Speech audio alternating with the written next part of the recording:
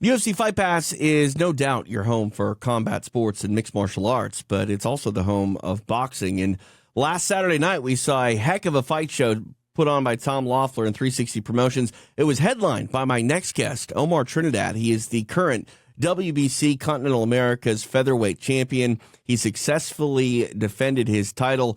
Omar, it wasn't the knockout, but you had a very game opponent in front of you, and I was actually happy to see you go 12 full rounds. I know you had that knockout streak going, but it's good when a champion like yourself can go out there, dictate the pace, and put it on a game competitor who doesn't go away.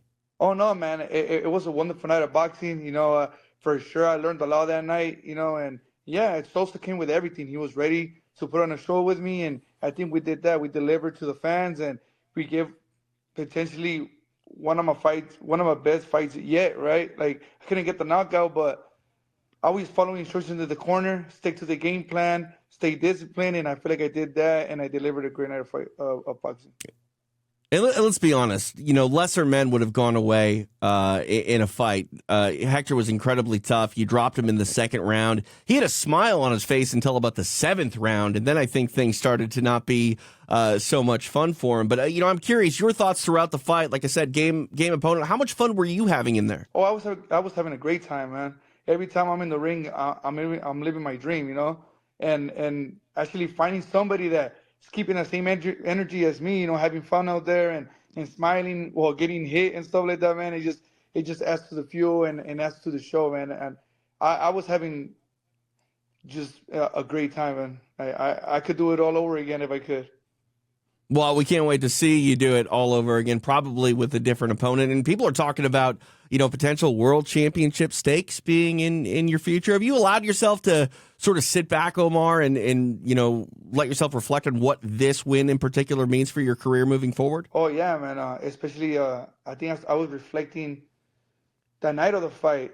After my fight, I don't sleep. I can't sleep. My phone's blowing up, and I still have the adrenaline in me. And then what I accomplished Saturday night, and yeah, I was reflecting, man. It's crazy how far I've come, from debuting in L.A. to getting signed to 360, from headlining to going to New York, Madison Square Garden, to securing a belt, and now being number 2 in the IBF, man.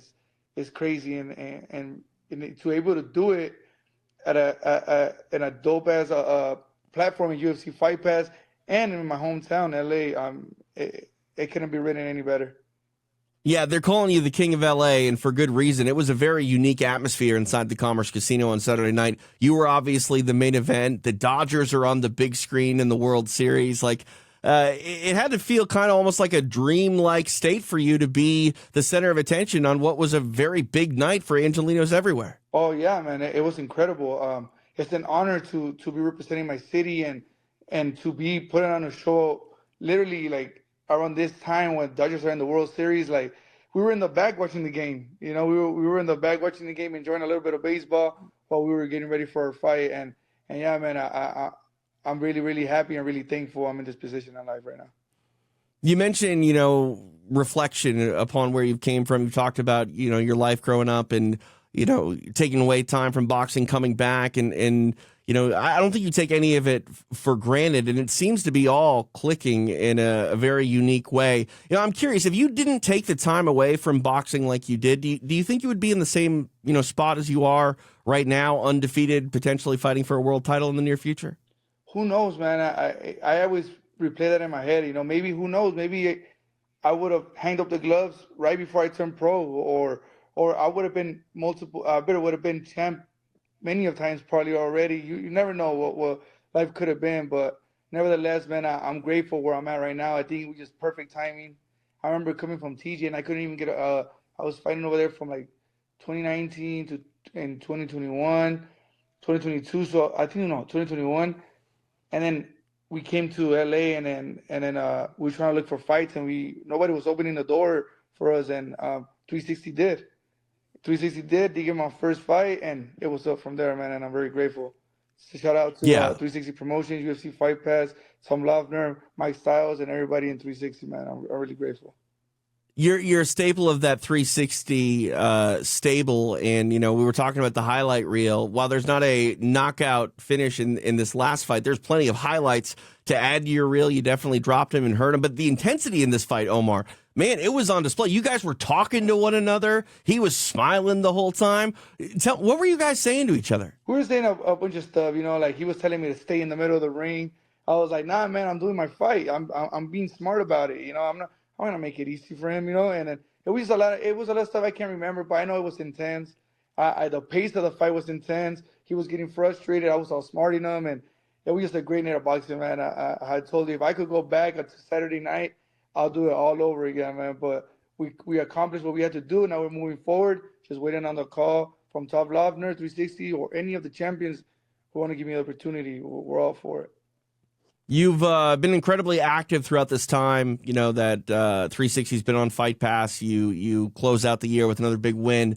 Obviously, there's things that have to fall into place to see what your next fight might be. But how quickly do you want to get back to it? Because again, it's 12 rounds of boxing, Omar. I mean, it was a long night of work, but you look relatively unscathed. Honestly, man, I could keep the pace going, a quick turnaround. If they want me to go January, I'll do January. I mean, who doesn't want to go to the holidays and enjoy a little time off? But honestly, I'm not too attached to that. If they give me January, I'll take January gladly, man.